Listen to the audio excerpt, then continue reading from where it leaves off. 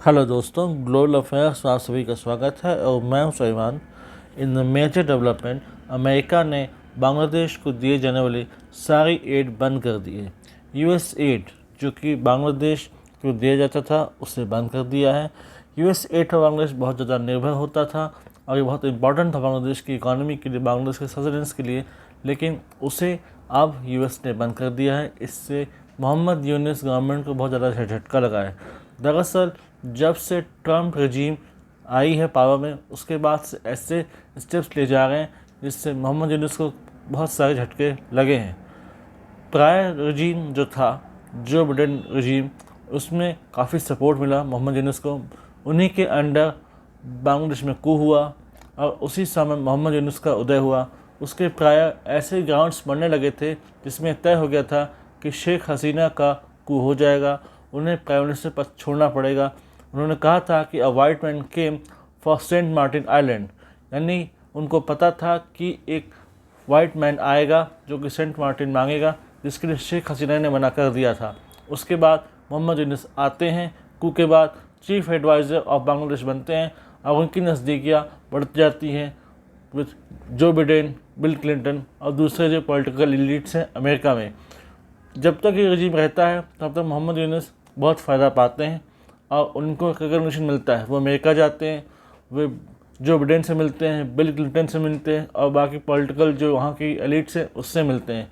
उनको काफ़ी जो है वार्म वेलकम मिलता है अमेरिका में। लेकिन धीरे धीरे जब बदलाव आता है, धीरे धीरे जब जो बिडेन रजीम ख़त्म होता है, ट्रम्प रजीम शुरू होता है, उसके बाद से बदलाव देखे जाने शुरू हो जाते हैं। जैसे ही ट्रम्प शपथ लेते हैं उसके बाद मार्को रूबियो के साथ एस जयशंकर की मीटिंग होती है। क्वाड की मीटिंग के साथ साथ बांग्लादेश को लेकर भी चर्चा होती है कि बांग्लादेश में इस समय करंट सिचुएशन क्या है। बांग्लादेश में इस समय माइनॉरिटीज़ पर अत्याचार हो रहे हैं और इंडिया बांग्लादेश संबंध काफ़ी हद तक खराब हो गए हैं। इसके कुछ समय बाद एक ऑर्डर पास होता है। यूएस एड अपने सारे असिस्टेंस, अपने सारे जो हेल्प है, अपने सारे जो पैसे हैं वो रोक देता है टू बांग्लादेश। दरअसल एवरी ईयर यूएस एड से बांग्लादेश को 450 से लेकर $500 मिलियन मिलते थे, जिसका इस्तेमाल Bangladesh education, health, food security और दूसरी चीज़ों में करता था। ये बहुत बड़ी सहायता थी बांग्लादेश को, लेकिन इसके रुकते ही बहुत तगड़ा झटका लगा है और धीरे धीरे बांग्लादेश में एक सेकेंड वेव ऑफ अपराइजिंग भी बढ़ना शुरू हो गई। यानी कि करंट गवर्नमेंट जिस समय है, जो एंटरिम गवर्नमेंट बांग्लादेश में फंक्शन कर रही है, उसके प्रति भी एक प्रकार से असंतोष बढ़ता जा रहा है। बांग्लादेश की इकॉनमी काफ़ी हद तक बर्बाद हो चुकी है। बांग्लादेश में हायर लेवल ऑफ इन्फ्लेशन है, उनकी कॉल इंडस्ट्री बर्बाद हो चुकी है, इंडिया के साथ ट्रेड कट हो चुका है, बॉर्डर पर टेंशन है, फेंसिंग लगाते समय बीजीबी और बीएसएफ के बीच झगड़े हुए, बांग्लादेशी और इंडियन फार्मर्स के बीच झड़पें हुई। तो इन सब को देखते हुए बांग्लादेश को अलग थलग करने का एक योजना जो एस जयशंकर ने बनाई during meeting with Marco Rubio, तो वो सफल होती दिखाई दे रही है। इसी बीच धीरे धीरे शेख हसीना भी स्वयं को जो पुनः स्थापित कर रही हैं। She is trying to change posture. उन्होंने एक कांग्रेचुलेशन नोट भेजा डोनाल्ड ट्रंप को।